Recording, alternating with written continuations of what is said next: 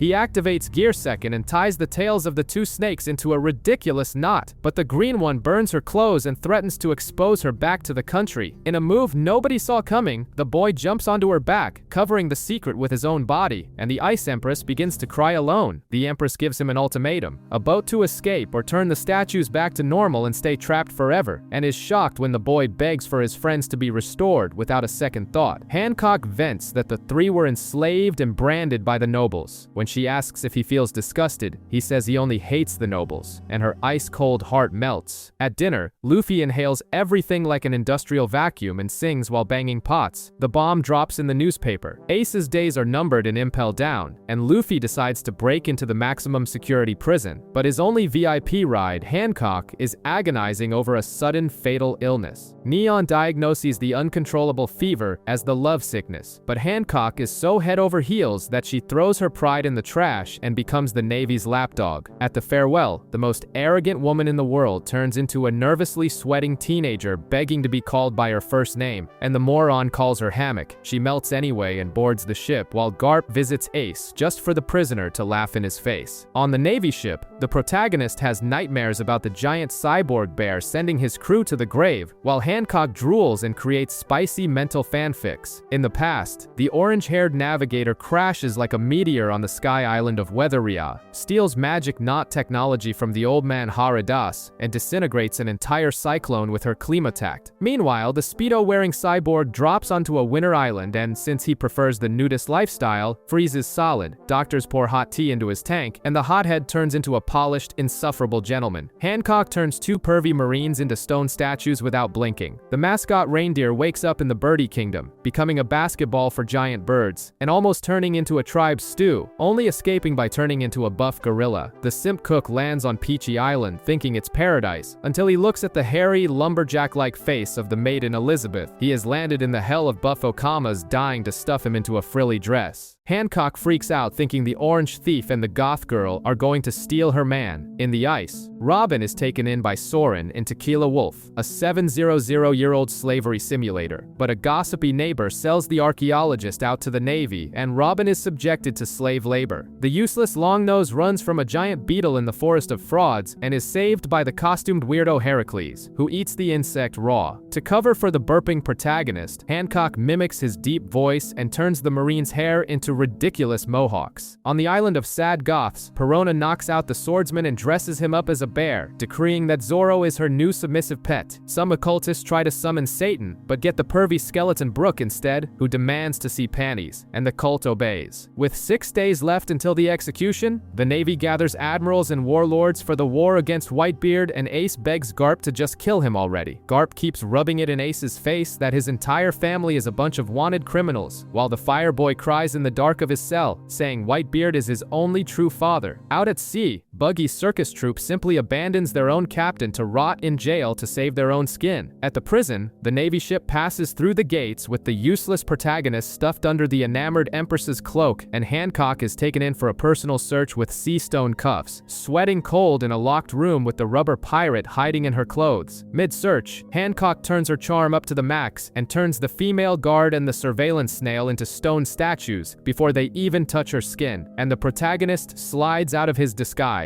The clownish vice warden guides the Empress to the lower floors, proudly revealing that Impel Down is a torture buffet, and Luffy, heading down like a maniac, overhears that Ace is rotting away in level 5 before crashing hard into Buggy in the hallway. The buff blue gorillas give chase, and Buggy finds out the kid wants to save his brother and immediately starts plotting a betrayal. Upon noticing the sweaty armband on the boy's arm, the greedy clown magically decides that piece of cloth is the map to Captain John's legendary treasure, leaving his own feet in Luffy's hands so he can bounce. They fall into a red forest of spike grass and blade trees, and the protagonist finds a hole and jumps straight down to level 2. They faceplant into level 2, the Hell of Beasts, and the kid bites his own finger, inflates his fist to the size of a 3-story building, and smashes a bizarre basilisk against the wall, taking out the cameras for the entire floor. Meanwhile, the Empress reaches the bathroom of Magellan, a man made of deadly poison with a destroyed digestive tract who, amidst toxic farts, agrees to take her downstairs. Back with the beasts, Galdino the Waxman joins the troop of idiots promising to help. In the depths of level 6, a massive blue fishman cries missing Whitebeard, while mummified prisoners swear to slice the old man up in the war. Upstairs, the trio runs from human-faced lions moaning the word panties until they run straight into the giant sphinx. The human candle and the clown form the ultimate alliance of traitors to use the kid as bait, but the protagonist grabs the creature's fur and bounces from side to side, making making the Sphinx punch the ground until the floor gives out, sending everyone plummeting to level 3. The crater unleashes a horde of furious prisoners who pummel the guards. The trio lands in level 3, a desert where the human candle starts melting like cheap ice cream, and the kid swallows a roasted bird that fell from the sky because juicy food should never be turned down. A sea stone net drops from the ceiling on the orders of the dwarf Saldeth, whom the boy mistakes for grilled salmon, but the hungry Sphinx shreds the trap, and in the chaos, they hear the sweet voice of a cross-dressing ballerina spinning in a cage. Bentham breaks out of the cell and spins out like a top, and when Luffy reunites with him, his voice gives away the charade of a fake Zoro doing a ridiculous ballet before an emotional hug. The ballerina reveals his real goal is to go down to level 5 to find someone very specific. Down below, Magellan summons venom dragons to melt the faces of the perverts insulting the goddess, and Hancock takes the chance to whisper to Ace that his rubber little brother is in the building, leaving Jinbei with his jaw on the floor. Luffy and Bentham use the blue gorillas as punching bags, but in level 3, a demonic buff cow with a colossal club tosses the two of them around like recyclable trash. Bentham reveals he needs to reach level 5 to find Ivankov, the queen of the Okamas, but the gossip is cut short when Buggy and Galdino come running with the Minotaurus hot on their heels. The clown fires a muggy ball into the cow's snout, and Galdino and Luffy knock the beast out with a giant wax mallet. The floor collapses and dumps everyone into the scorching level 4, where Mr. 1 casually tosses a dumb prisoner straight into the boiling blood cauldron. Ignoring impending doom, Luffy smells food and sprints like a starving dog to the kitchen, wiping the floor with the guards' faces alongside Bentham, until the massacre is interrupted when Magellan violently drops from the ceiling. Magellan starts vomiting acid and unleashes venom dragons that flood the hallway, forcing the duo to split up. Buggy and Galdino reach the gate to level 3, and Hennibal literally offers them a free pass. But the two idiots think it's a trap and randomly attack the guy who was about to let them go. In the arena, Luffy activates Gear 2nd and sinks a bazooka into the warden's stomach, but his arms end up soaked in the slime that burns the soul, proving that punching acid with bare hands isn't the most brilliant tactic in the world. Luffy's hands are melting, and the swan ballerina Bentham decides that friendship has its limits and sneaks away. Magellan spits out a poisonous pufferfish ball and a venom hydra, and Luffy finally drops to the floor like a deflated tube man. Magellan bashes the hero's head into the ground just for sport and warns him there's no magic cure, and that the boy will agonize in pure hell for 24 hours before kicking the bucket. Magellan orders Luffy's poisoned body to be tossed into the central tower of level 5, where the prisoners turn into popsicles, and rushes to his porcelain throne for his explosive evacuation session. But the Hannibal who's still standing is actually Bentham in disguise, who drags Buggy and Galdino to the gates of the freezing level 5, where they lose their coats and dignity in a hellscape of wolves. And just when all hope went down the drain, the door to Luffy's cell clanks, and Bentham appears dangling the keys. Bentham busts the cell open and drags the rubber hero's half-dead body out in search of a miracle worker, while Buggy and Galdino lock themselves in a wax bunker fleeing from cannibal wolves. Following tips from an incredibly shady prisoner, the ballerino pulls the cart into a frozen forest and takes a brutal beating from another pack, until Luffy's near-dead body releases a blast of haki that knocks the drooling wolves out cold. The two wake up in the middle of an insane prisoner rave, and a giant with a purple afro the size of a meteor steps onto the stage. It's the legendary Emporio Ivankov, the dying rubber boy's last hope. Ivankov struts his stuff on stage until an extra interrupts to whine about his dad being turned into a drag queen, firing a cannonball that the giant reflects with just a deadly wink, then turning the bearded macho man into a hot woman. Bentham drops to his knees begging for the protagonist's life, and Ivankov reveals he only healed the straw hat because the idiot, even while melting away, spent his last ounces of strength begging for his friend. The process has already been eating away at Luffy's flesh for 10 hours, and there are still 2 days of agony left. Ivankov shows off the hormones that can transform anyone, and lists the cream of the scum locked away in level 6, including Shiryu of the Rain, Katarina Devon, Vasco Shot, and the protagonist's brother. Bentham spends 10 hours screaming at the infirmary door with a choir of Okamas until he collapses. Just when everyone is crying thinking Luffy died, the useless guy busts the door down out of sheer hunger, devours the entire banquet, and cures himself of the lethal poison because hunger spoke louder than biology. Cured and stuffing his face, Luffy drops the bombshell that the world's most wanted criminal, Dragon, is his father. Ivankov nearly goes into orbit, mistakenly mistakenly assuming that the Flame Brother is also the boss's son. Fired up, he digs his nails into the kid's chest and injects hormones of pure energy, and the trio dashes off to invade level 6, while the warden hands the flame prisoner over to Vice Admiral Onigumo. Down in the stinking level 6, the trio bulldozes through traps, and Ivankov turns a guard into a woman so she can point the way, but his brother's cell is already empty. Jinbei breaks the news that they arrived too late. Blocked by a spiked ball and sleeping gas, Inazuma snips the stone floor like cardboard. Stuck at the bottom of the pit, Luffy comes face to face with his former victim, the Sandmaster Crocodile.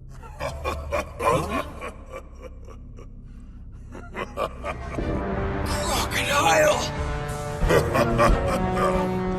Crocodile asks to join the group, promising to blow a hole in the ceiling, but Luffy refuses, remembering that the sociopath tried to stab him in the desert. However, Ivankov adopts the villain, revealing a dirty secret that will make him obey like a lapdog. Jinbei begs to be released, Inazuma snips the cuffs, and the quintet blasts their way up the ceiling to level 5, gathering the army of makeup-wearing prisoners. The clown and the wax dummy unlock all the cells on level 2 to create the messiest riot in history, while the troop of freaks tosses guards into a lake of fire. The condemned brother is handed over to Onigumo, but the real headache kicks the door down. Blackbeard's crew invades, sucking everything into a black hole, and a desperate Magellan unleashes Shiryu of the Rain to deal with them. Level 4 turns into a zoo. Ivankov sends the Blue Gorus flying with a wink, and Luffy, Jinbei, and Crocodile dispatch Sadie's jailer beasts in one coordinated strike. On level 2, Buggy gets his hands stuck in the toxic wax and curses the warden out, but the idiots mistake it for bravery and adopt him as their red-nosed messiah. Ivankov turns into a woman to whip duel Sadie, and when the Alliance reaches the exit, Hennibal blocks the way. Hennibal tries to deliver an epic sermon, but Luffy unloads punches into his face, crushing his pride, and the poor guy has an embarrassing flashback of getting knocked out by the hot pirate Olive. When he gets back up to speechify again, a giant foot crushes him.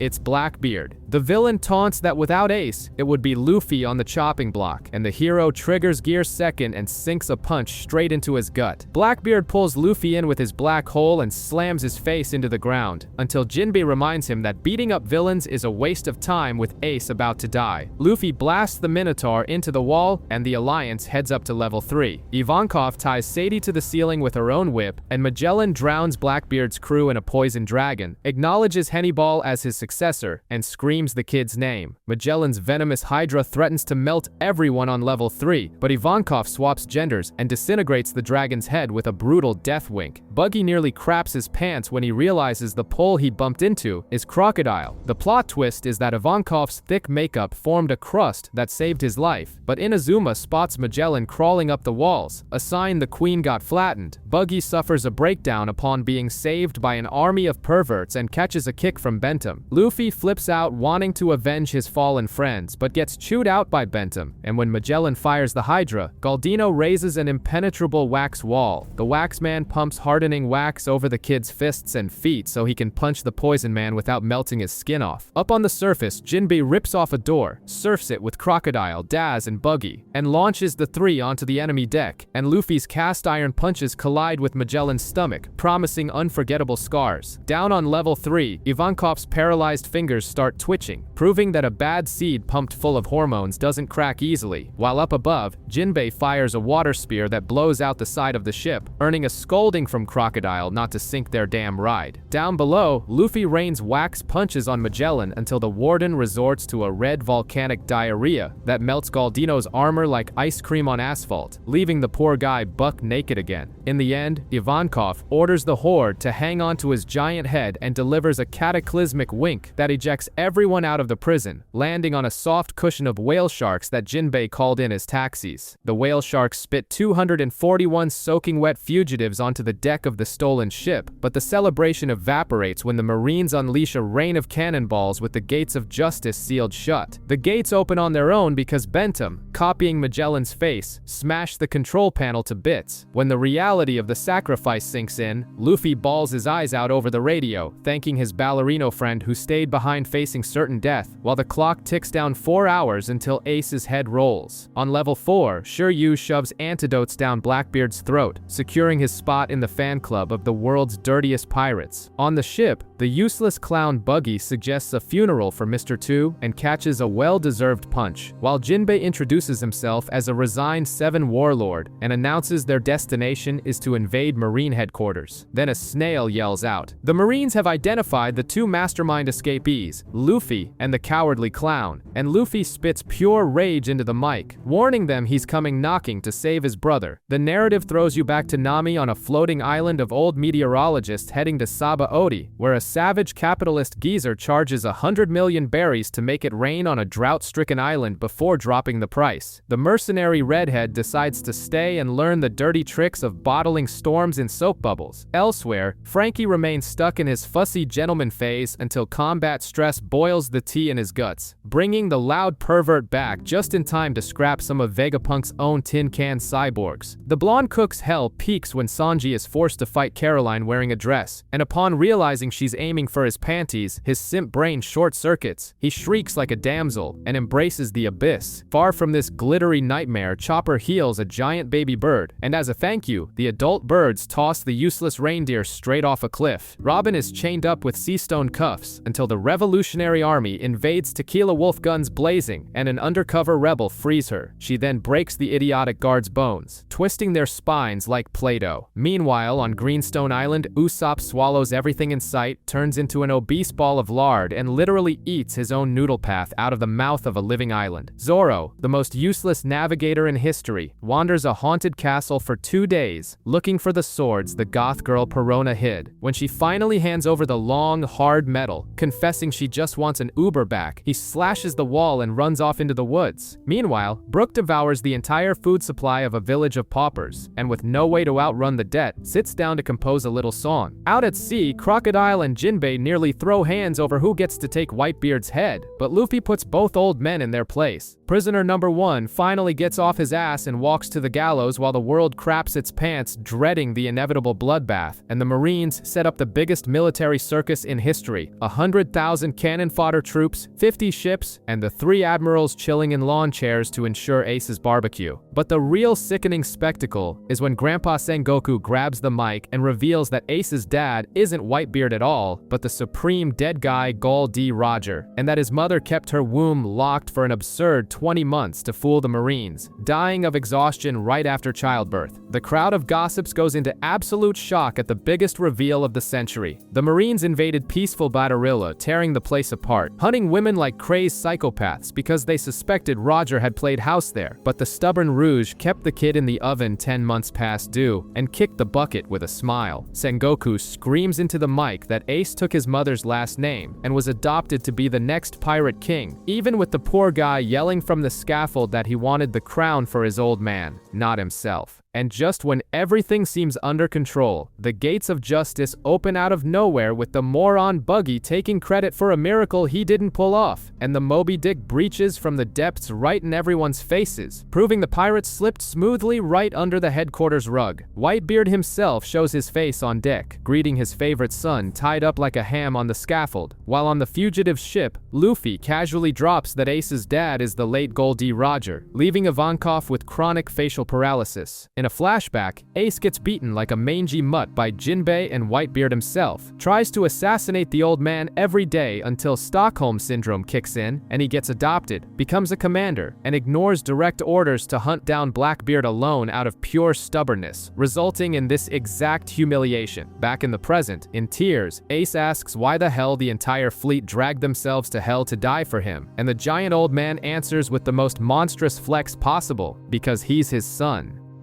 My son.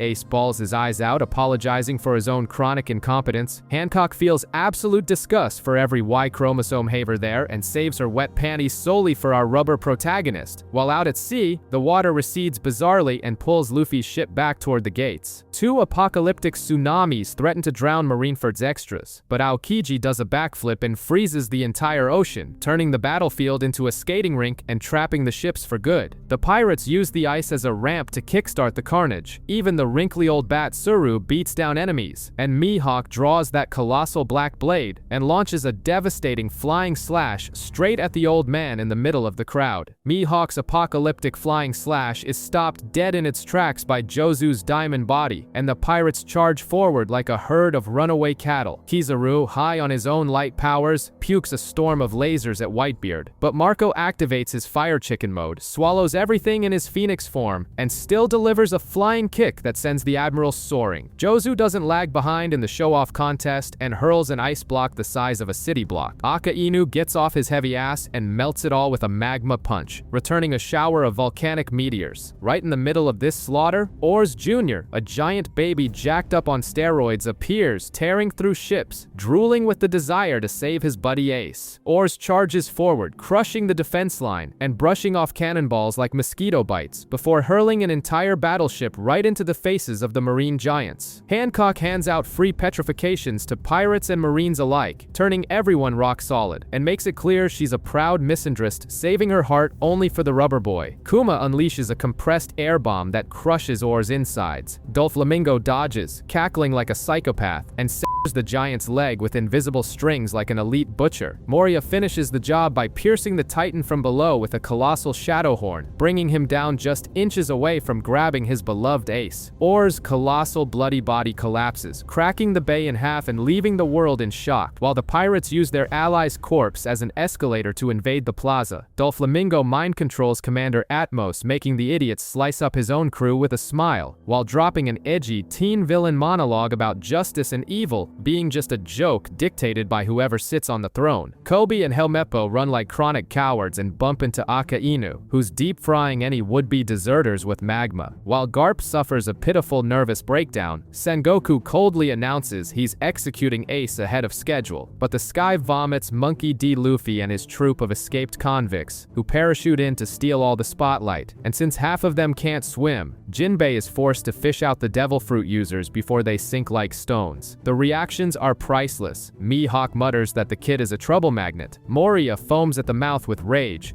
Doflamingo laughs, and Hancock is dripping with joy to see he's alive, while Jinbei takes the cue to officially resign as a warlord of the sea. Crocodile tries to bury his hook into Whitebeard, but a soaking wet Luffy intercepts, pops gear second, and beats the crap out of the Sand Croc just because the old man makes Ace happy. When the old-timer warns Luffy that he'll die out there, the reckless protagonist claps right back, screaming that he's the one who'll be the Pirate King, bringing the entire war to a screeching halt for a few seconds. With the war paused and everyone drooling at the protagonist's audacity, Luffy bolts forward like an addict, steamrolling over the Marines. Kizaru tries to fry him, but Ivankov blasts Luffy away with a death wink, only to take a laser to the face from his own buddy, Kuma. Two clowns named Django and Fullbody try to hypnotize the kid, but by pure dumb luck, he turns his head to look at an explosion, and the two morons end up hypnotizing themselves before getting beaten up by Hina. From up high, Sengoku reveals to the planet that Luffy is the son of the revolutionary dragon, painting a massive target on his back. And when the protagonist yells that he'll save Ace even if he dies trying, Whitebeard orders his pirates to back this suicidal kid up at all costs. Luffy keeps busting the faces of random extras while the bazooka unit tries to fire at Whitebeard, who shatters the air and their hopes with a single attack. The escaped convicts try to push Buggy to attack the old man, and the clown almost pees his pants out of fear. But Whitebeard, figuring it's too much work to kill strong prisoners, offers an alliance, and the henchmen suddenly think Buggy is the king of the world. Moria wields a giant pair of scissors and swallows shadows to get buff, but the big fish Jinbei hands out punches until the bat pukes up everything he absorbed.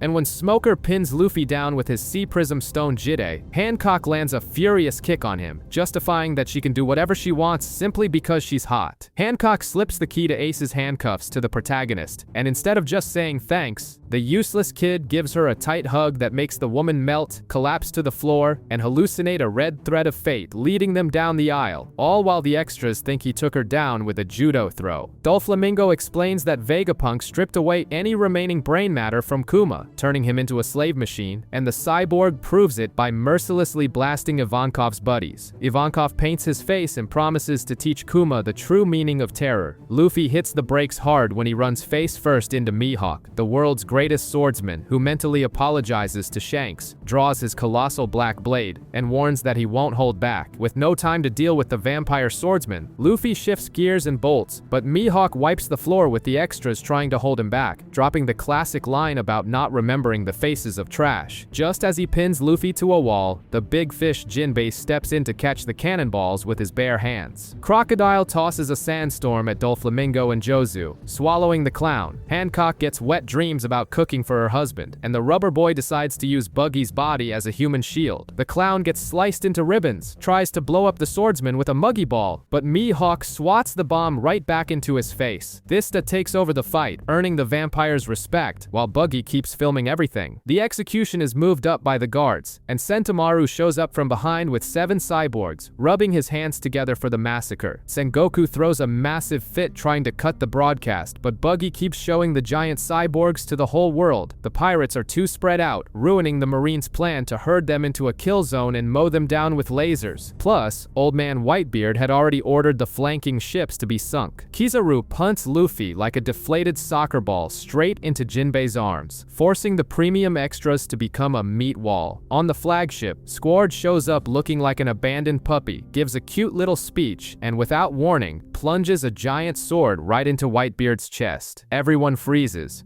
We consider it a privilege to risk our lives for you and your crew.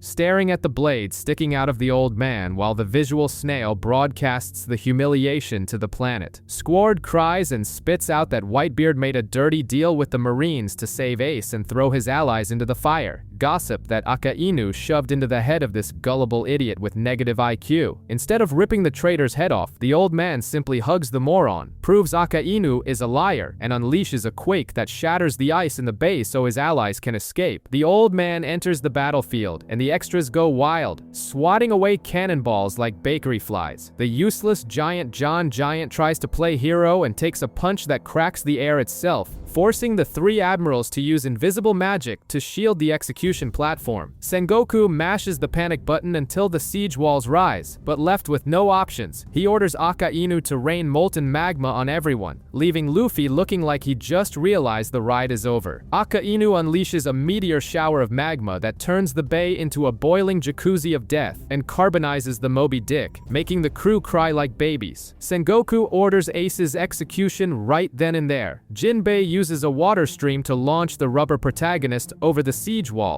and the kid lands right in front of the 3 admirals, who stare at him with bored expressions. He responds by kicking a frozen mast straight into their faces, proving that diplomacy is not his specialty. The mast hits the admirals with the force of a summer breeze, and Kizaru puts the kid in his place with a light-speed kick. Crocodile plays hero and sabotages the executioners, only to get decapitated by a needy Doflamingo, who immediately glues his head back on, warning that he doesn't want to team up with anyone. Marco sweeps Aokiji away with a majestic flying kick, and Whitebeard steps into the plaza, unleashing an absurd earthquake that forces Garp and Sengoku to dust off their joints. Aokiji traps the old man in an ice cube, but pure vibration doesn't freeze, and Jozu comes in with a shoulder tackle, shattering the admiral like cheap pub glass. Kizaru turns the protagonist into Swiss cheese with lasers and kicks his perforated body into Whitebeard's lap. Marco flies heroically toward the platform, but Grandpa Garp leaps into the air and smashes the shiny bird's face into the concrete, warning that anyone who wants to get up there will have to step over his dead body. Akainu vomits a giant magma hound, but the Big Daddy swats it away like he's shooing a fly. Ace has a melodramatic flashback and screams to the whole world that he wants to live, breaking whatever sanity Grandpa Garp had left. Marco blinks and takes 2 lasers to the back. Jozu turns into a human popsicle at Aokiji's hands, and Akainu buries his flaming fist into Whitebeard's chest. The protagonist begs Ivankov to shoot him up with hormones again, and the kid gets up screaming, ready to take another beating. Puffed up on hormones, the protagonist steamrolls through the Marines. That useless Kobe tries to test the power of friendship and catches a punch that sends him tumbling. Kizaru slaps Sea Prism Stone handcuffs on Marco, turning the Phoenix into a helpless chicken.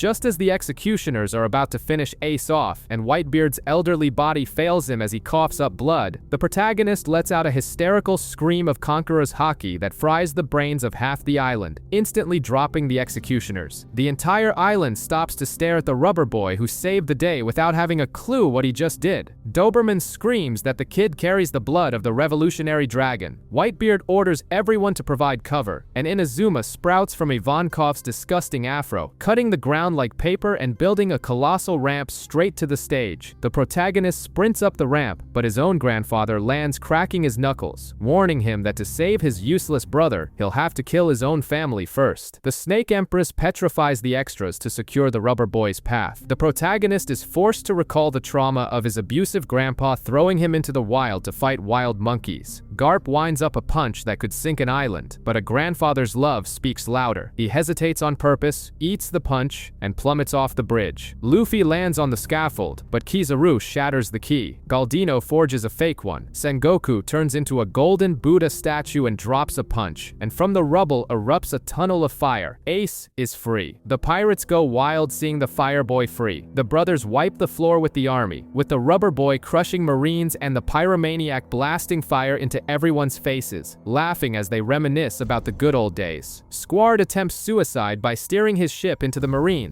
but Whitebeard stops the vessel with one hand, tells him nothing is worse than a father burying his sons, and punches the air, splitting Marineford in half. He declares there is no ship capable of carrying him into the new era. The old man orders a full retreat while Marineford crumbles. Ace gives thanks for being adopted and runs for freedom, until Magma Boy Aka Inu drops the most cliché insult in the universe, calling Whitebeard a pathetic loser. Instead of ignoring the troll and running away, Ace takes the bait and turns back to throw hands. Except Magma melts fire, flawless logic that costs him dearly. When Aka Inu launches his burning fist to wipe out the hero bloodline, Ace jumps in the way and takes the magma fist right through his chest. With a smoking hole where his organs used to be, Ace coughs up blood while the protagonist watches in vegetative shock.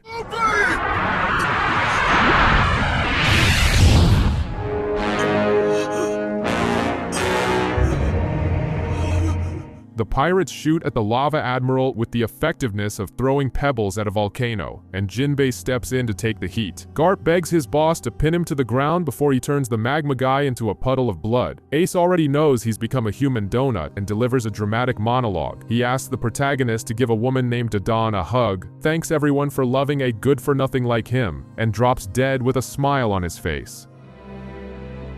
Thank you for caring about someone.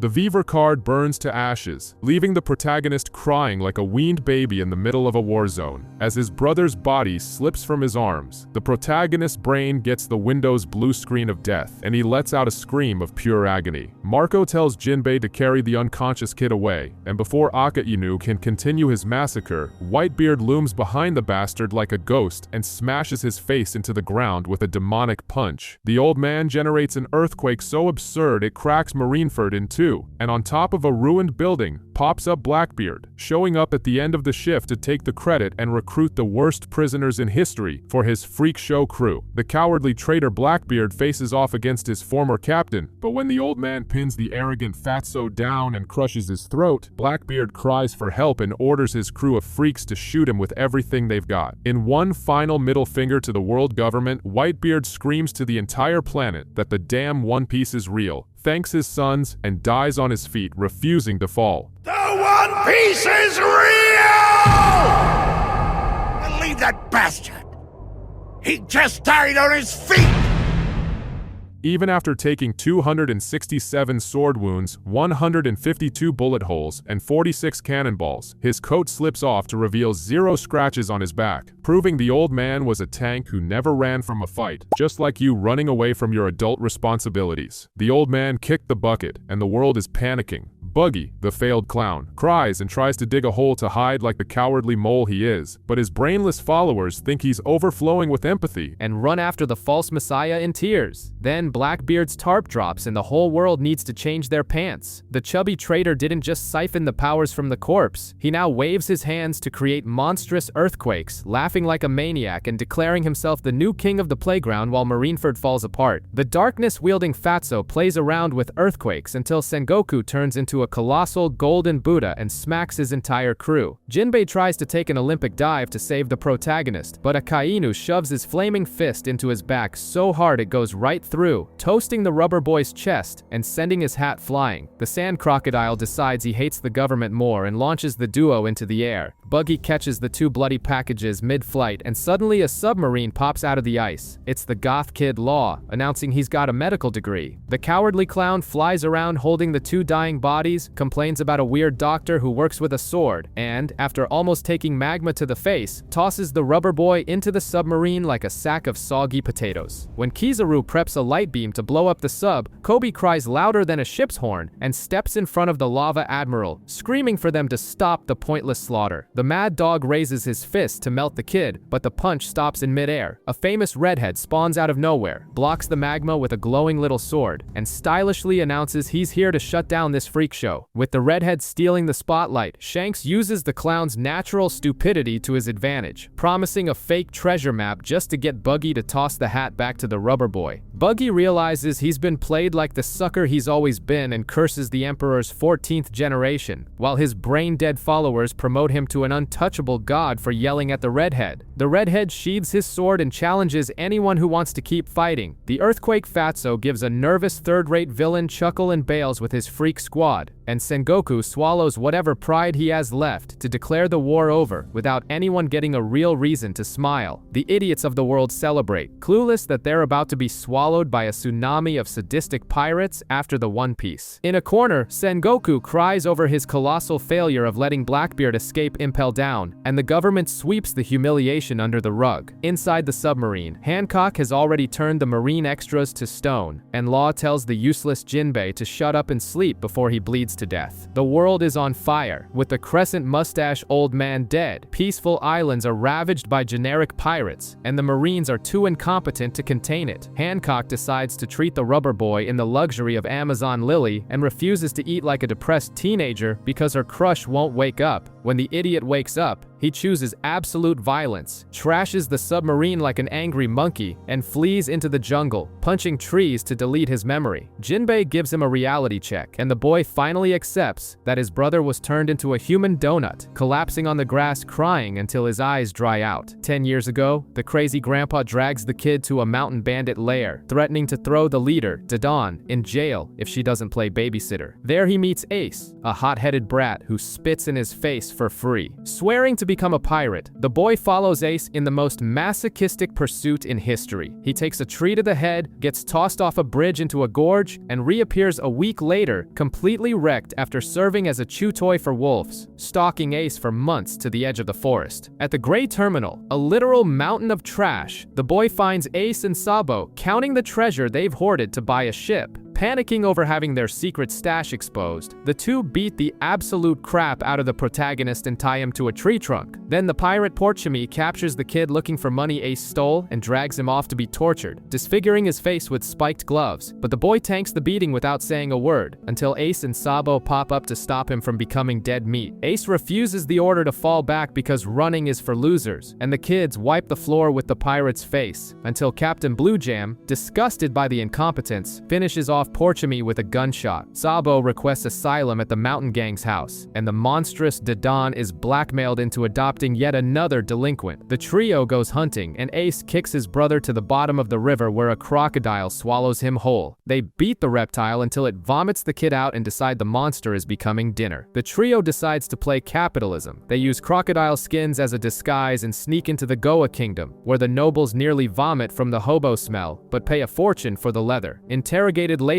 Sabo reveals his disgusting secret. He's a rich kid who ran away from parents who wanted to use him as a meat pawn to marry into royalty. Ace promises to become a famous pirate, and to seal the moment, he steals old Dadan's booze and makes the cult official. They are all brothers in blood and alcohol. The trio beats up thieves in the city until the cops ruin the fun, and the protagonist wrecks the cabin roof, falling right on top of Dadan. When she tries to throw the three on the street, the monster of Iron Fists, the Marine's worst nightmare, nightmare, Garp, spawns in. The old man beats the living daylights out of everyone, and, upon discovering their pirate pact, applies his version of family therapy by hunting the kids all night long. The boys escape and build a wooden treehouse fortress packed with lethal traps, and Dadan, while spying on the sleeping brats, steps on one and gets ejected into space by a giant hammer. During a snow hunt, a colossal tiger humiliates the boy and steals his meat, and back at the hideout, they decide the title of captain goes to whoever spills the beast's blood. The next day, they tie themselves up with fish bait but end up attracting a giant bear until a dying old man named Naguri intercepts the monster with a hammer strike. Naguri confesses he was a pirate captain who took a historical beating from Gol D. Roger himself, and hearing his dad's name makes Ace's brain short-circuit, but the smooth-brained rubber kid shouts to the heavens that he didn't know Roger was Ace's dad, resulting in a storm of punches, while Sabo's snobby dad hires Blue Jam to track down his runaway son. Ace and Sabo run from a tiger because Ace has the survival instincts of a potato, and they reunite with the crybaby Luffy after a week apart. When they face the tiger, the feline nearly sends Luffy to the afterlife, but they come up with a plan. Sabo plays bait, the rubber boy stretches like a human slingshot, and fires Ace like a missile into the beast's face. With the tiger defeated, in a miracle of humility, they decide none of them is the captain, since they had to hold each other's hands just to not die. In the shadows, Blue Jam tells his goons to inform Sabo's daddy that the heir has been found. At the junkyard, Blue Jam shows up revealing he knows Sabo is a trust fund kid, and when Ace and Luffy try to play hero, he pulls a gun and reminds them they aren't bulletproof. Sabo's disgusting biological father shows up at the dump looking repulsed, and to save his brothers, Sabo breaks Luffy's spyglass and agrees to go back to his gilded cage. Back home, his dad introduces the new adopted son Stelly, who casually mentions that the Gray Terminal is going to be burned to ashes. Sabo runs away again to warn his brothers, who are busy carrying gunpowder barrels, but his dad's goons surround him. Sabo's heroic run lasts about 5 seconds before he's dragged back by the guards, and at the dump, Blue Jam confesses that the big job was literally genocide. Sabo escapes the house through a sewer like a rat, gets beaten by the guards, and cries at the feet of a hooded man who reveals himself to be Dragon. Night falls, the goons shoot the barrels and turn the Gray Terminal into a fiery hellscape, with the extras locking the gates to make sure the poor roast to death. But karma works fast. The nobles played Blue Jam for a fool, leaving him outside to burn too. Furious, he tries to kidnap Ace and Luffy until Ace unleashes his Conqueror's Haki and knocks out all the goons. The problem is, Blue Jam is still standing and points a revolver at the Fire Kid's head. Dadan appears out of nowhere, swinging an axe at Blue Jam's face to stop him from turning Ace's brains into pate. Sabo finally wakes up in an alley, but taking a beating is his unbeatable talent. The father of the year beats his own son and swears to lock him up forever. Unable to stand this sick family, Sabo writes a dramatic goodbye letter, steals a tiny boat, and raises his pirate flag setting sail. Impeccable timing. He crosses the path of the celestial dragon Jalmak, who, annoyed by a peasant's audacity, pulls out a bazooka and blows the little boat to smithereens, while the bandit Dogra watches from afar, sweating cold.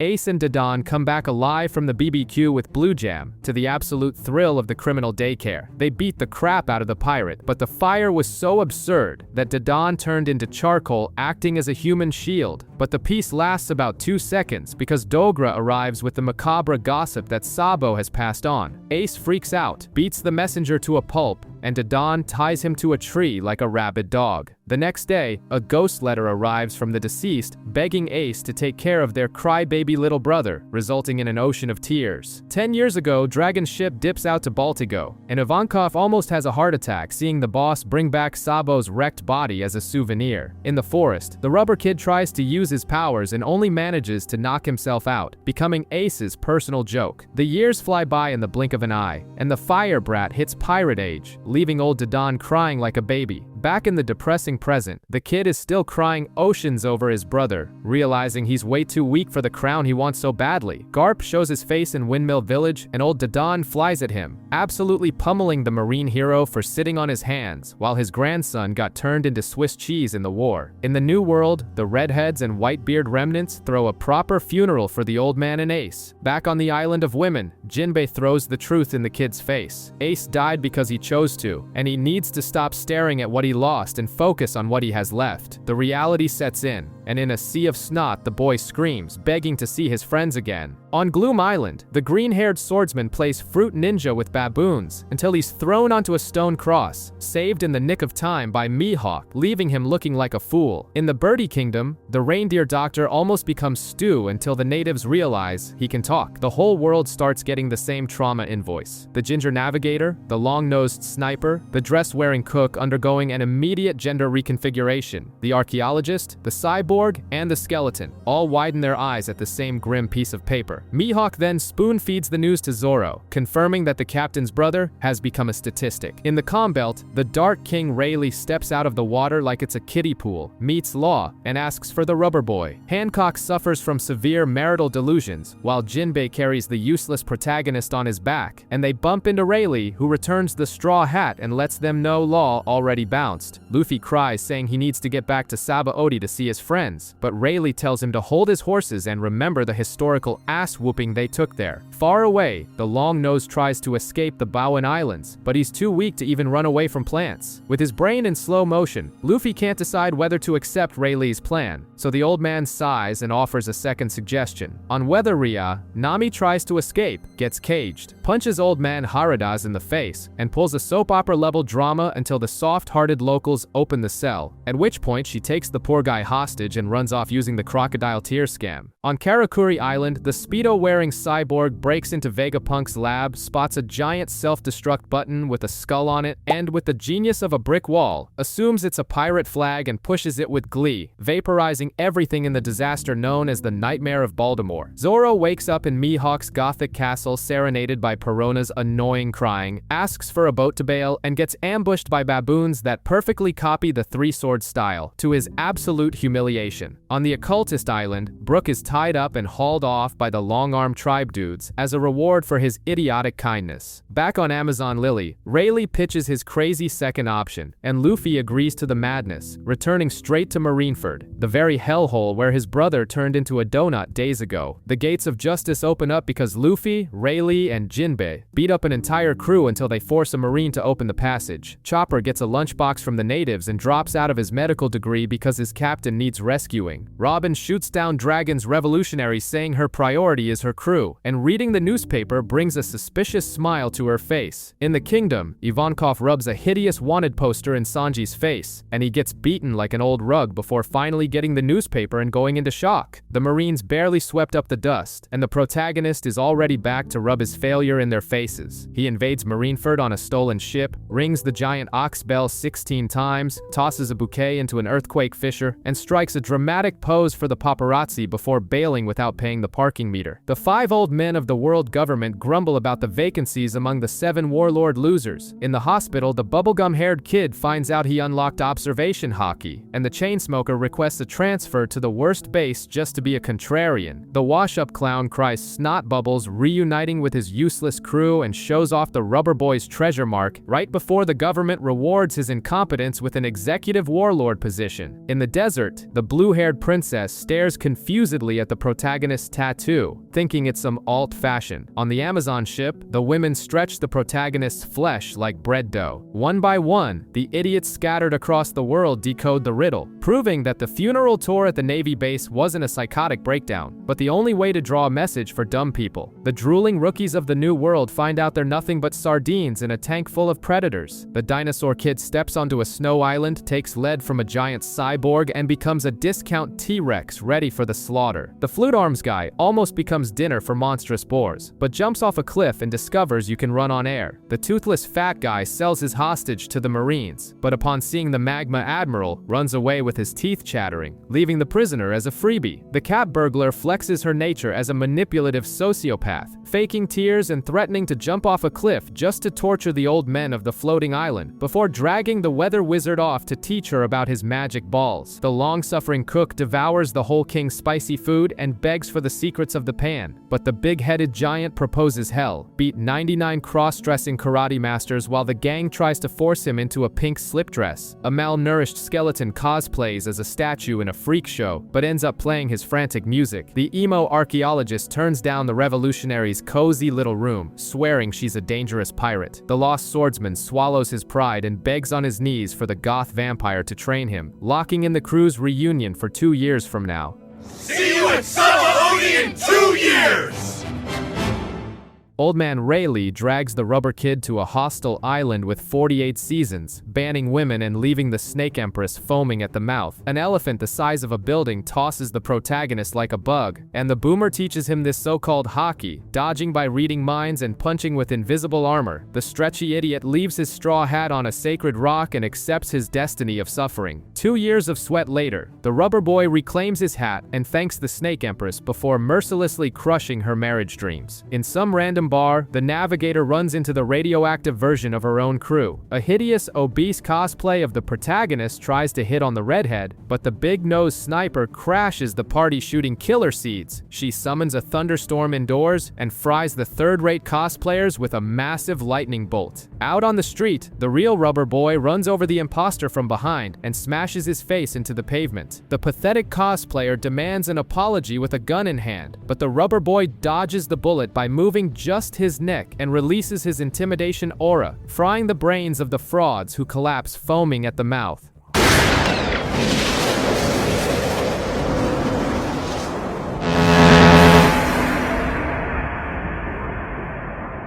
Far away, the simp cook sees a giant galleon emerge perfectly sliced in half. The green-haired idiot got on the wrong boat, threw a tantrum, and deleted the ship from reality. Robin finds the ship inside a giant condom next to Frankie, who is now a Wish App reject transformer. Chopper, rocking the IQ of a revolving door, follows the fake Zoro and Sanji to the deep web crew, and when the obese Luffy ignores the fake Robin's kidnapping, runs off to save her alone, luring Sentomaru in with 2 giant pacifistas. At Grove 46, the psychopath wet-haired Caribou stares at a hiding Marine with the eyes of a man about to commit a crime. In the middle of a sold-out show, the walking skeleton finds out the Marines are rolling in right as his manager sells him out to save a buck. But Brooke ignores the arrest, screams to the world that Straw Hat is alive and will be king of the pirates, and gets rescued by a bizarre flying fish that crashes through the roof. Rayleigh and Shaki let them know the extraction point is Grove 42. At Grove 46, Caribou suffocates the hostage Marine by shoving mud down his throat. Sentomaru shows up and reveals that the obese Luffy is just Demolo Black, an absolute nobody. The real Luffy's disguise falls off. He dodges lasers with his eyes closed, pops gear second, and turns the robot into scrap metal with one punch. He bumps into Zoro and Sanji, who annihilate the second pacifista simultaneously, and thanks Rayleigh for being his master before screaming that he's going to be the king of the pirates. Rayleigh draws his sword and draws a line in the dirt, warning that any Marine who crosses it loses their legs. Perona pops back up, handing out depressive ghosts that drain the Marine's will to live, and Chopper arrives riding a giant bird like an Uber to rescue the idiots. On the ship, the perverted cook blows out his nose in a blood geyser upon seeing Nami and Robin's new bodies. The Kuja pirates blockade the warships and Frankie inflates the giant condom covering the Sunny. The protagonist thanks the crew for putting up with his selfishness and gives the final order. The ship sinks into the unknown in style. That it, Nami? Yeah, just say the word, Captain.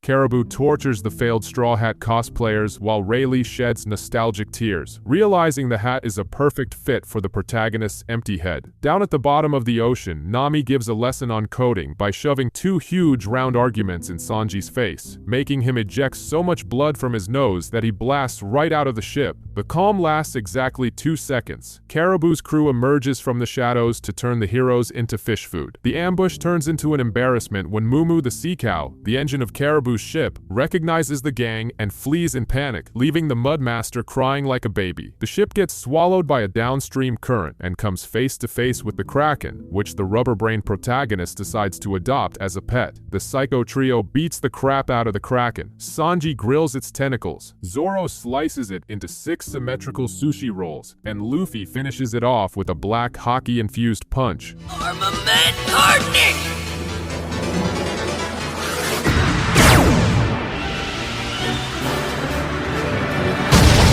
Frankie overhears Caribou plotting revenge and nails the barrel shut, locking the lunatic in his own trash can. Meanwhile, the ship slides into the volcanic zone, and the rotting Flying Dutchman materializes to collect its toll. Brooke goes full history teacher and tells the legend of the lunatic captain Vanderdecken. The Kraken shows up beating the stuffing out of the massive Wadatsumi, and Luffy reveals he tamed the tentacled nightmare, renaming the beast Suru Mei. They wake up right in front of the monumental Fishman Island. The gang comes face to face with Hammond, a racist fish riding a monster, who tells them to either become fish food or join the new Fishman pirates. Nami orders Frankie to activate the Kuda burst, launching the ship straight at the island like an unguided missile as they head toward Mermaid Cove. Chopper reveals that Sanji has SRH negative blood, rarer than a steady job, and their stash is completely empty. When the Royal Guard shows up, The pressure of being squished into a mermaid's cleavage makes Sanji erupt into a woman-shaped geyser of blood. Sanji wakes up grateful, completely unaware that his blood donation came from the giant Okama brothers Splash and Splatter, which causes his brain to short-circuit and shut down. Over at the Mermaid Cafe, Madame Charlie freaks out, screaming about a prophecy that the one responsible for destroying Fishman Island is that idiot Straw Hat. King Neptune shows up riding a whale and invites the gang to a banquet at Ryugu Palace. Meanwhile, Horty Jones downs some energy steroids and obliterates Gyro's ship with just his teeth, swearing to kill King Neptune and turn the Fishmen into the dictators of the world. The royals decide to arrest the crew thanks to the fortune teller's gossip. At the palace, Luffy follows the smell of food and breaks into a dark room, bouncing on what he thinks is soft coral, until the lights reveal he's foot massaging the giant mermaid princess's boobs.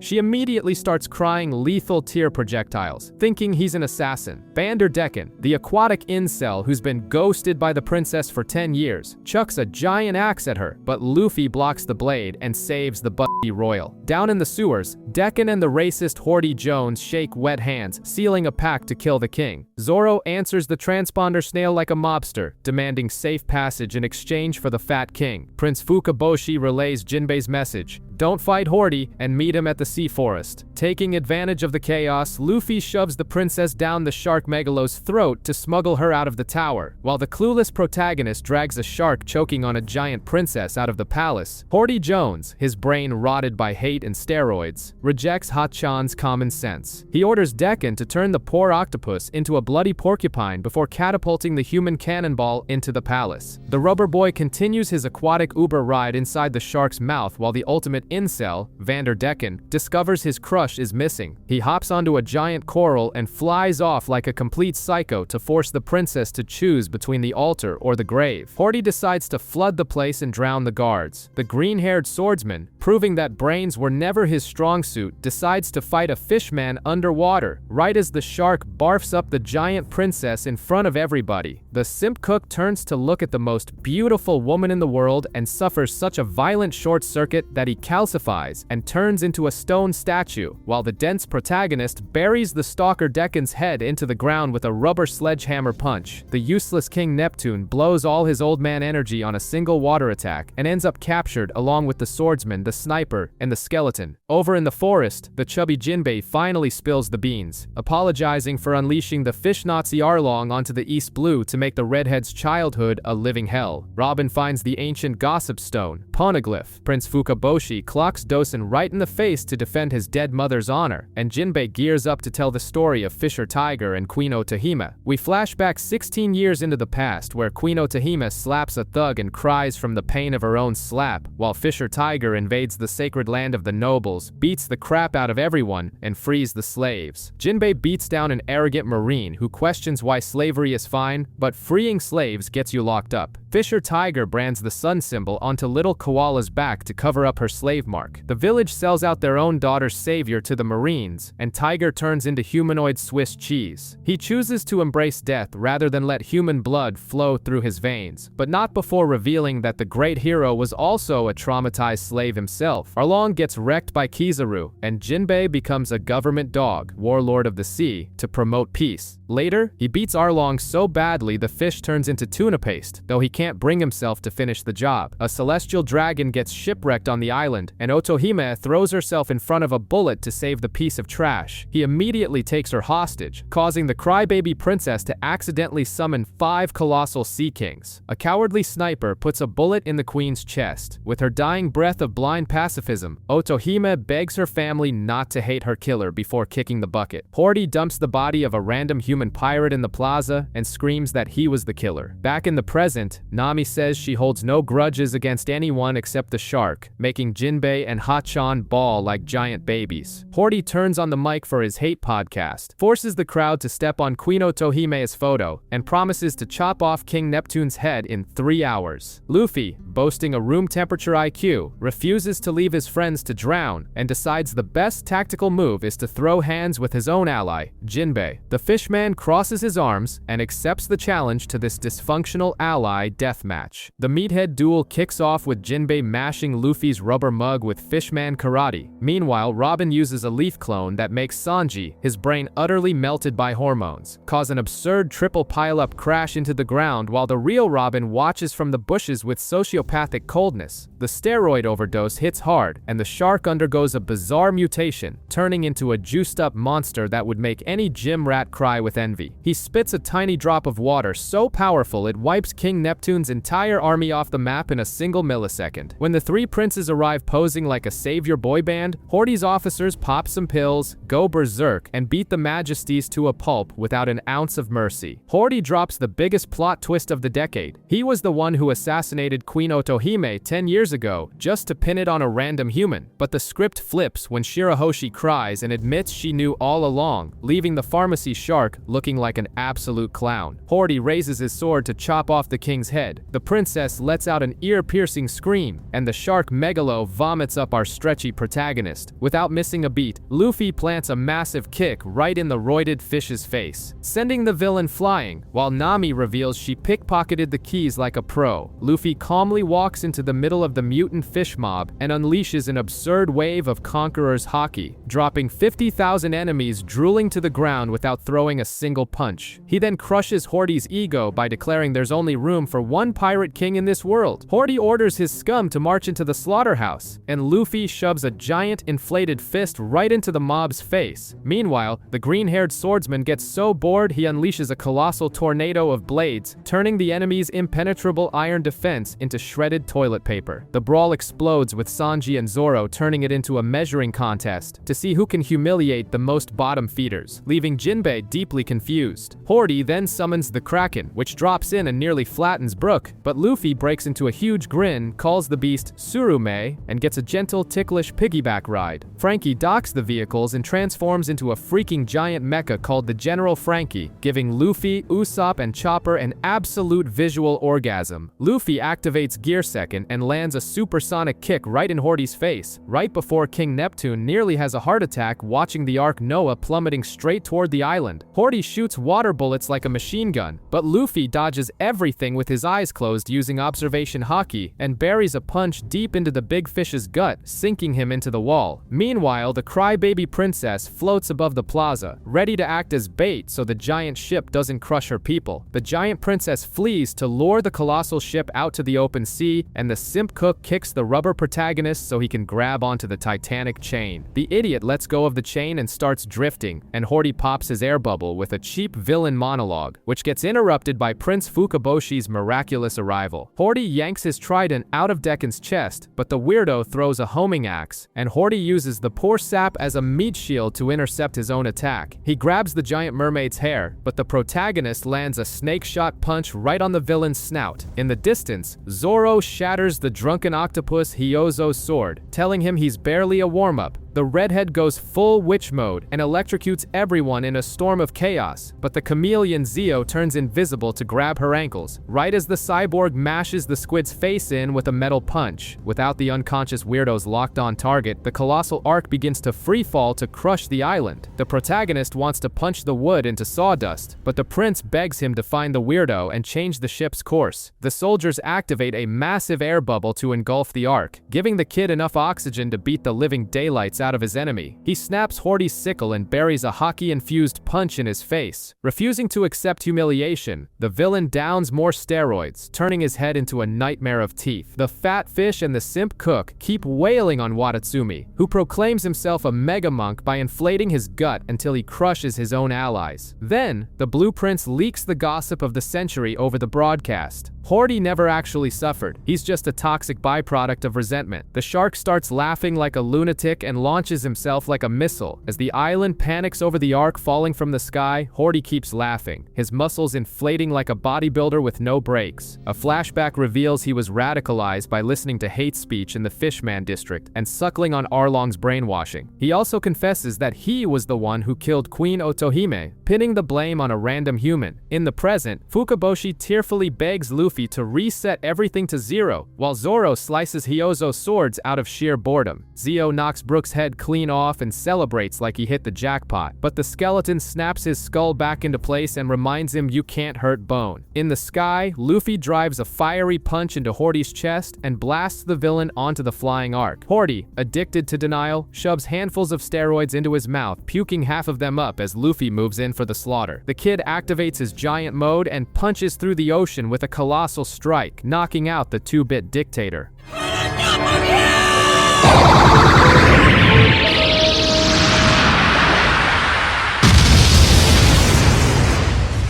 Down below, Sanji flashes back to his 2 years of torture on the Okama Island and kicks Watatsumi until he's charred black. With the gang wiped out, the crew goes back to acting like idiots until they remember the ark is still falling. Shirahoshi jumps in front of the barrage of punches and lets him know the ark has stopped. A pod of Sea Kings pops up and catches the massive structure in their mouths. Luffy passes out with a smile, bleeding heavily. The giant fish reveal that the crybaby princess has been their sovereign since she was in the womb. As Luffy bleeds out, the blue fish throws the law out the window and offers his own blood. The kid wakes up smiling and immediately drafts his donor into the crew. The crew bails out fast because Zoro is dead terrified of being treated like a hero. The king calls offering free food, and a massive party kicks off at the palace. Outside, the Goth drops the Joy Boy bombshell and deduces that the crybaby princess is the ancient weapon capable of sinking the entire planet. The Goth reveals there are 3 apocalyptic weapons, and a freak made of mud eavesdrops on everything, rushing to bag up the princess. The monster trio kicks the slimy creep out of the tower, and the navigator dispatches them to hunt down the stolen treasure. The king discovers that Horty and his posse have turned into shriveled, wrinkled old men from all the steroids. At the cavity factory, a stuffed lion and an egg guy show up to collect the candy debt for the bloated empress. Luffy arrives burping sugar, confesses he ate the entire payment, and answers the phone, swearing he's going to kick the old hag's ass and claim Fishman Island for himself. Usopp makes the princess cry and earns the title of Mr. Nose. Jinbei announces he's going to quit Big Mom's crew so he can join the Straw Hats. At the factory, Caribou pulls a Gatling gun out of his stomach, but Pecoms reveals his turtle fruit and humiliates the Mudman right back into the gutter. Over in the New World, Smoker beats a confession out of some pirates that Luffy was the one who saved the island. Madame Charlie smashes her crystal ball and retires from being a doomsday psychic. The minister hands over a 3-needle log pose. The more the needle shakes, the more brutally the island will kill you. Naturally, Luffy instantly picks the one shaking the most, and Frankie shows off the wood blocks that will float the ship up toward the New World. Nami takes a glorious bath, and the raccoon walks into the steam thinking it's cotton candy, while the perverts peeping on her get electrocuted. The ship gets sucked into a white storm and crashes into a pod of whales. Brook sings to charm the beasts, who become a VIP taxi service to the surface, where a marine fleet is waiting for them. The crew sails blind through the New World and stumbles upon a blazing island that the triple needle log pose completely ignores. Nami activates her common sense and wants to flee, but the brain-melted protagonist throws a tantrum to visit the fiery hellscape. He answers a crying transponder snail, listening to a guy getting sliced alive by a samurai in Punk Hazard. Smelling trouble, Luffy orders a landing at this murder sauna, and to decide who burns up on the island with him, Nami makes everyone draw straws. cause, rewarding Zoro, Robin, and the cowardly Usopp with the suicide mission. Far away, smoking like a walking chimney, Smoker and Tashigi intercept the call and set sail toward the island, chasing their favorite rubber target. The landing party comes face to face with a giant, fire-breathing flying lizard that also happens to talk. The captain tries to punch the beast but finds its skin is thicker than his own skull. So, Zoro forces Usopp to play trampoline, launches himself into the air, and decapitates the monster with a clean, perfect slash. Back on the ship, the simp cook finishes making his redhead goddess's meal, only to find the entire crew passed out on the deck. He takes a whiff of the mystery gas and passes out too. A bunch of weirdos in hazmat suits kidnap everyone, leaving only the skeleton behind, because apparently, even kidnappers have quality standards. The protagonist yanks out just the bottom half of a man stuck to the dragon's corpse, and the genius does the only thing his brain allows. He invites the living pair of legs to join the crew. In their cell, the kidnapped group wakes up whining and reassembles a sliced-up talking head like a toddler's toy, mismatching the jaw and hair. Meanwhile, on the hot side of the island, the captain becomes besties with a leopard centaur because they're equally idiotic. The severed head tries to play tough but exposes himself as a total pervert, confessing his love for Nami's skimpy outfits and catching a group beatdown. Then, the Speedo-wearing cyborg blasts open the indestructible door with his giant laser, proving that subtlety is for losers. The captain then hears the tragic history of the place. The island became a bipolar resort of fire and ice thanks to a destructive macho showdown between two hot-headed admirals. In the biscuit room, the giant mutant kids fall to their knees begging to go home, melting Nami's soft heart. She turns right back around to play the hero, and seeing his goddess in danger, the simp cook goes straight for the henchman's jugulars with flaming kicks just to score points with her. Outside, the lonely skeleton plays in the snow like an abandoned child until he's attacked by a headless, legless torso, swinging a flaming sword with a thirst for blood. The G5 pushes forward in gas masks until the Chainsmoker finds a river hidden under the ice and punches his own subordinates for being blind to the ocean currents. When the Marines land and ring the lab's doorbell like Jehovah's Witnesses, the guy who answers isn't the homeowner, but Law, the surgeon of death. The entire troop nearly wets their pants, remembering the 100 beating hearts he delivered to become a warlord. The reindeer and the navigator smash down doors until they find a freezer full of human popsicles. At the frozen lake, Brownbeard aims at the water to sink the pirate's canoe. Meanwhile, at the lab door, Law lifts the entire Marine warship into the air with his spatial manipulation bubble, making it crystal clear that nobody is leaving this madhouse island. The Chainsmoker draws his Seastone weapon, knowing his lackeys would just be turned into minced meat. Brownbeard sinks his canoe in a depressed fit of rage after finding out no one has ever heard of him, but the skeleton freezes the centaur's gun barrels without anyone noticing, causing their weapons to blow up in their faces. At the laboratory doors, Law swaps the minds and voices of the cook, the cyborg, the reindeer, and the navigator in an existential horror show. When the stubborn glasses-wearing swordswoman ignores his warnings and rushes in to attack, her sword shatters and she gets sliced right in half in 2 seconds flat. The bisected swordswoman is still alive and begs the goth slicer to finish her off, but the smoker jumps into the fray to trade heavy blows. Falling into the trap like a sitting duck, the smoker dodges an attack only for Law to appear in his blind spot and snatch his square, beating heart right out of his chest with an absurdly broken move, leaving the Marine collapsed on the ground, literally heartless. Meanwhile, the protagonist group humiliated the centaurs so badly that they're now using the alligator Brownbeard as a personal Uber to the lab. Right afterward, he sprints over to Law like an attention-starved puppy to thank him for saving his life, completely forgetting that pirates are supposed to slice each other up instead of giving hugs. Since Law has zero patience for soap opera drama, he performs a forced transplant and swaps Smoker and Tashigi's hearts. Smoker, now trapped in the swordswoman's body, connects the dots. The CC logo on the wrecked ship belongs to Caesar Clown, a mad scientist and former colleague of Vegapunk. Meanwhile, a mysterious gas takes shape in the lab, backing Law against the wall to demand answers. Smoker, still trapped in his subordinate's body, rubs 2 neurons together and realizes that G5 itself covered up dozens of child kidnappings disguised as maritime accidents. In the lab, Caesar Clown gets the green light from the mysterious Joker to kill everyone and use the Straw Hats as guinea pigs. In his sweet delusion, Brownbeard swears Caesar is a saint, but Smoker hits him with a reality check, revealing the guy is the terrorist who caused the disaster and escaped from prison, just Just to prove he's a certified psychopath, Caesar suffocates a centaur with poisonous gas right in front of everyone, and when his bird secretary Monet dares to question his failure, he throws a 2-bit villain tantrum, screaming that he never makes mistakes. Frankie tries to get used to Chopper's furry body while the kids roll him around in the snow like a bowling ball. The giant kid Sind collapses, shaking like an addict, and Chopper discovers the children's candy contained more than just sugar. They were never real giants, just bloated from a bizarre hormonal surge. Caesar dangles Smoker's heart like a trophy and announces he sent the legendary Yeti Cool Brothers to wipe out the intruders, just as Zoro, Sanji, and Brook faceplant into the snow. Brownbeard thinks the furry assassins came to save him, but he takes a shot to the chest and gets roasted in the snow after hearing Caesar call him a disposable piece of trash. Luffy delivers a dropkick from the stratosphere, but the Yetis vanish into thin air like cowardly ghosts. Meanwhile, Law, tired of playing house, slices up a guard and walks out like he owns the place. Chopper reveals that Nami was kidnapped and Brownbeard bit the dust, leaving the rubber boy furious at Caesar's betrayal. Frankie pops a rumble ball like a tic-tac, turns into a giant monster, and loses whatever few brain cells he had left. Luffy and Frankie come flying into the brawl, and the emo Law intercepts the escape, slices the Yeti in half, and proposes an alliance to drag an emperor's face across the asphalt. Luffy ignores Nami's despair, listens to which emperor they're going to crush, and signs off on it right away. Robin warns him that pirate alliances always end in a stab in the back, but the rubber boy just flashes a smile of blind trust. Law returns Frankie and Chopper to their original bodies, but since Sanji is missing, Nami ends up in the perverted cook's body, foaming at the mouth with rage, while Chopper gets tied to the grumpy surgeon's hat like a plush keychain. Sanji's group wakes up with a massive hangover after the sleeping gas. Sanji kicks the crap out of the soldiers to protect Nami's body, wakes Zoro and Brook up with kicks, and steps on the samurai's frozen skull, who cries out that his torso fell into a salt lake. Law summons his room and teleports the reindeer keychain into the lab to steal the medicine, but Luffy, Robin, and Frankie drop from the sky, wrecking the marine ship on impact. Luffy declares war and promises to pack up the scientist. Smoker thrashes him until the kid shifts into gear second and tells the marine to go lick his wounds. In the end, Luffy lands an absurd jump and grabs Caesar by the collar, ready for a torture session. Sanji dives into the freezing lake, using Nami's body to rescue a bisected torso. Luffy inhales Caesar's lethal gas and blows it out of his ears like an old tea kettle, but the plot needs tension, so the protagonist suddenly loses his breath and passes out, along with Robin, Frankie, Tashigi, and Smoker. Back at the lab, Law drops to his knees with a sudden heart attack as a creepy guy steps out of the shadows to collect a debt. The mysterious Virgo squeezes Law's heart with his bare hand and beats the surgeon down with a hockey-imbued bamboo stick. The samurai is finally put together like a Lego figure, ignites his own sword, and slices the explosive slime right down the middle, proving that physics have completely gone down the drain. Virgo reveals himself to be the corrupt base commander who filed away the kidnapped children's reports by pretending they died. Law drops the bombshell that Virgo has always been an undercover pirate working for the underworld broker Joker, who is none other than the feathered psychopathic flamingo himself, Don Quixote do Flamingo. Luffy forces his Swiss cheese memory to work and finally remembers the guy in the pink feather coat he saw at the war. Caesar deletes the oxygen from the room, orders the addicted kids to crush Nami and Usopp with metal pipes, and kickstarts his streaming career by broadcasting his new weapon of mass destruction live to the underworld, making big shots like Eustace Kid and Big Mom's crew grab their popcorn. Caesar locks the kids inside the lab, but little Mocha decides she doesn't want to live like this anymore and screams for help like a broken siren. Virgo crushes Law's heart and punches the ventricle, making the strategist pass out from the pain on the cold floor. The slime swallows the giant candy and boils like a cauldron of spoiled stew, and upon Caesar's command, the goo explodes into a cloud of toxic gas that petrifies any unlucky background character. The mad scientist celebrates his war crime live on stream, locking his own henchmen outside to turn into ash statues, while G5 pounds on the doors realizing the lab is the only safe haven. Outside, Zoro, Sanji, Brook, and Kinemon spot a dragon just chilling and decide that hitching a ride on a colossal reptile is perfectly safe. Caesar, his ego fully massaged, throws Luffy, Luffy, Law, and Smoker's cage out of the lab, exposing everyone to the gas. Law, tired of getting beaten up, arrogantly announces that it's time to counterattack. The cage dangles over the toxic chaos as Luffy casually asks if anyone has fire, and Frankie, lacking a moderation button, incinerates an entire marine ship just to create a smokescreen. Using the distraction, Law takes off his own handcuffs, having swapped the Sea Prism Stone for regular iron before getting caught, frees the crew, and returns Smoker and Tashigi's hearts. Tashigi suddenly realizes her chest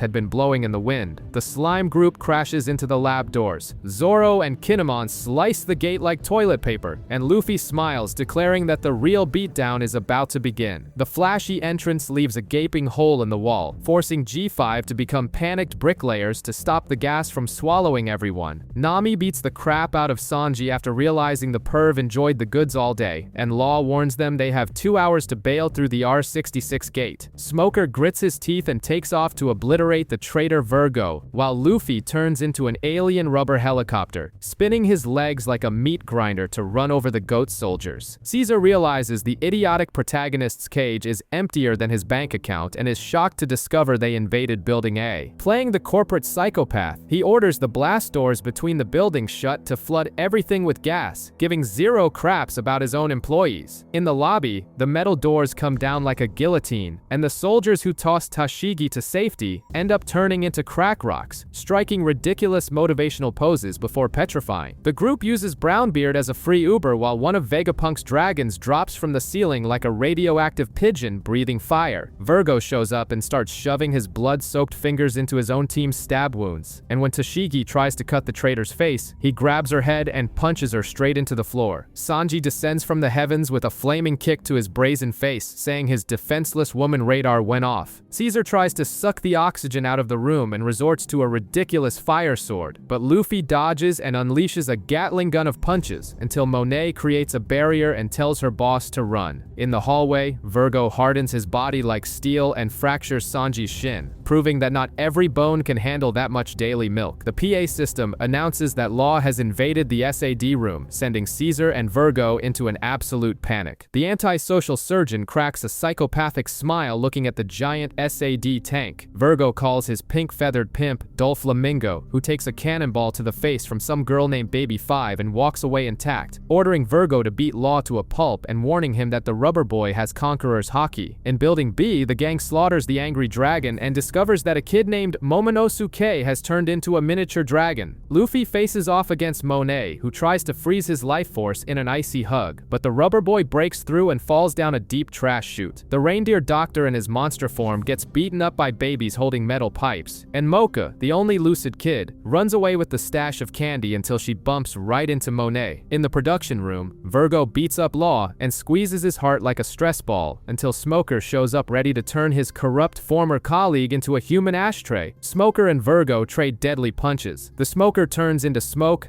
dodges, and lands a devastating blow to the traitor's smug face, swearing to protect his subordinates. In Building B, the tanks explode and the land of the dead gas floods in, but Sanji tells Tashigi to run and sprints back into the poison in a suicidal act of heroism. Caesar cries crocodile tears, blaming Vegapunk for the disaster, but a flashback reveals that Caesar was a psychopath fired for wanting to kidnap people, and that he blew up the lab into a devastating mushroom cloud. The mini-dragon introduces himself as Momonosuke, but Luffy is too busy drooling and mistaking the kid for a giant eel ready to be chewed up. The little dragon tells his tragic backstory of eating Vegapunk's defective artificial fruit, and the mention of escape triggers a hallucination of the psychopath dressed as a pink flamingo, causing him to panic and fly up the chute carrying Luffy dangling like luggage. Elsewhere, Monet stabs Robin in the blizzard, and Zoro finally decides to be useful, stepping up to face the Snow Woman. Mocha continues her desperate marathon with the illicit candies, while a flashback shows Caesar manipulating the kid's homesickness with a disgusting lie that his own son died of the illness. Monet tries to brutalize the Straw Hats in the snow room, but Zoro tears through the wall with his sword, clearing a path for the girls to chase after Mocha. Luffy and the flying eel fail their climb up the trash chute and plunge right back to the bottom. In the snow room, Sanji and the Marines are drooling over the Harpy's beauty until Monet bites a chunk chunk out of one of their shoulders, and Tashigi steps in, infusing her sword with haki to face the enemy alongside the grumpy swordsman. Sanji acts like the ultimate simp, telling the G5 extras that his chivalry prevents him from hitting a woman, but that Zoro doesn't suffer from that character flaw. The nearsighted Tashigi blocks the way, swearing Zoro would never cut a lady, and the moss head just sits on the floor with imaginary popcorn to watch the humiliation. When the harpy Monet almost bites Tashigi's shoulder off, Zoro decides playtime is over and slices the bird woman cleanly in half without even using his black haki. He leaves her in one piece but psychologically destroyed until Tashigi steals the kill by slicing what's left and pretending she was actually useful. Little Mocha flees with the bag of spiked candies, and when cornered, she swallows absolutely every single pill at once in a colossal overdose in the name of friendship, with Chopper watching, his eyes popping out. Meanwhile, Luffy and the mini-dragon Momonosuke finally crawl out of the trash chute like two glorified beggars, and with a glare of Supreme King's haki, Luffy knocks out the drooling henchman and interrogates the survivor about the mad scientist. Zoro, equipped with a joke of an internal GPS, takes a wrong turn in the hallway just as the gas of death rushes in, forcing Tashigi to play babysitter to a disoriented adult. On the other side, Caesar humiliates Brownbeard with a muscle relaxant, but his moment of glory is cut short by Luffy flying in and smashing the scientist's gaseous face into the stone floor, completely ignoring Doflamingo's name-dropping. Luffy continues to knead Caesar's face like bread dough, and the scientist misses a laser that can melt steel, taking yet another punch to the teeth. In the SAD room, Virgo pummels Smoker to a pulp, but it was just the smoker taking a beating on purpose so Law could retrieve his heart. The surgeon then waves his hand and slices the unbreakable Virgo perfectly in half, taking the SAD machine and the entire mountain as a bonus, and telling the guy on the phone that he just broke the gears of the world. Law slices the lab like a microwave pizza, and the ceiling collapses in chaos. Caesar freaks out, calls his own soldiers useless guinea pigs, and demands they open the vents. The idiots obey, thinking it's 4D chess. The gas pours in, and the scientist inhales the purple cloud, turning into a giant ugly demon who murders his own men during a pathetic speech about weapons of mass destruction. Luffy lands a grisly magnum so brutal that Caesar goes flying through the lab like a bowling ball, with the underworld big shots watching the live stream.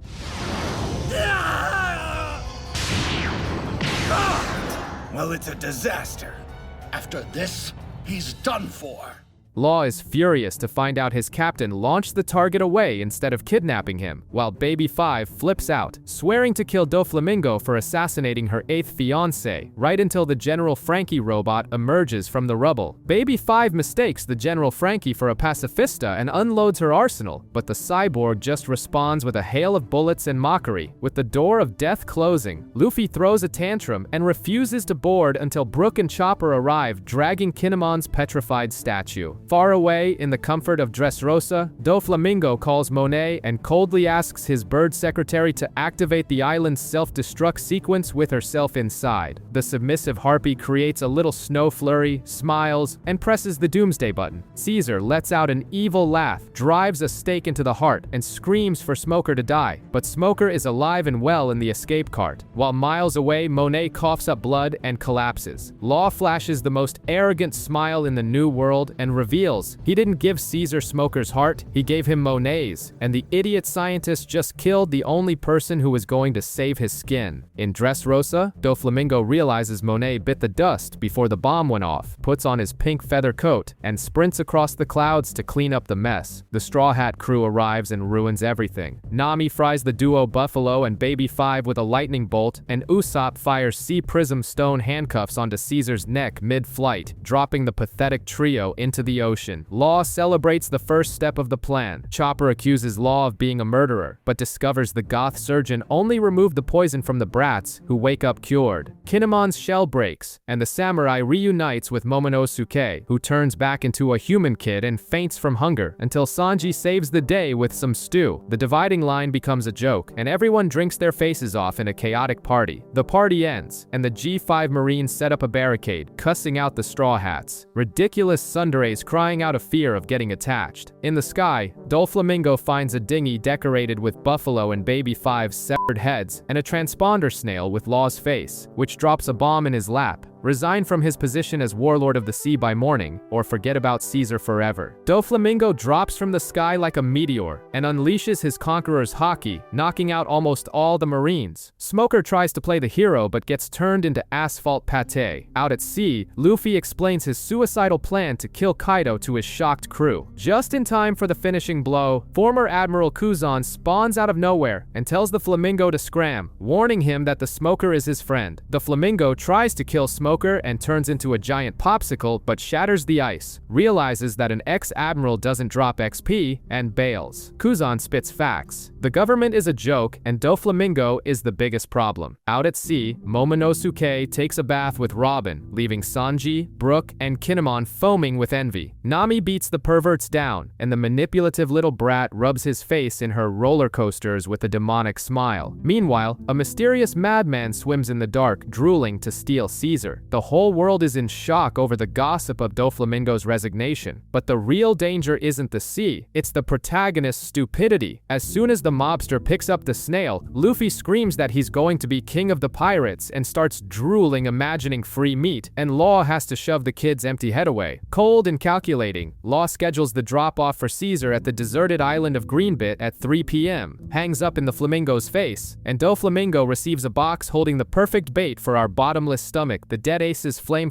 fruit. The ship docks on the rocky shores of Dressrosa. Kinemon dresses the entire crew in tacky suits and ridiculous fake beards, and Law divides the gang up like a group school project where nobody wants to do anything. In the delirious port town of Acacia, with tin toys walking down the street, the group finds a blind old man playing roulette, while a bunch of loser extras brazenly try to scam him, completely unaware they're trying to pull a fast one on an absolute monster. Blabbermouth Luffy blurts out the real result, and the blind man settles his debt by sinking the entire restaurant floor into a giant crater with the idiots at the bottom of the pit. In the dust, Zoro's legendary Shusui is stolen. Zoro chases after the thief with Sanji and Kinemon right behind him, while Frankie interrogates a thug who spills the beans that the Ko-Rita Coliseum holds the real prize, the flame fruit, the fruit of his brother, who was turned into a magma donut. The announcer shows off the fire fruit to the crowd's delight and introduces the Don Quixote family's squad of weirdos. Even with Frankie warning that it's a blatant trap, the temptation of his dead brother's legacy speaks louder, and the duo rushes to the Coliseum. Along the way, Sanji ditches his babysitting duty for the dancer Violet, who confesses to stabbing a guy and asks him to be her bodyguard to help assassinate a man. The drooling idiot eagerly accepts. Warned not to use his real name, the smooth-brained captain almost signs his own certificate of stupidity before getting punched and entering under the highly creative alias Lucy, immediately crushing a beefed-up gladiator named Spartan with a single blow. The tournament is packed with lunatics, including Bellamy, and the first round divides 500 suckers into 4 blocks. Luffy lands in Block C, cosplays as a Viking, gets yelled at over weight limits, and in this moment of vulnerability, a bleach-blonde pretty boy pops up, the pirate prince Cavendish.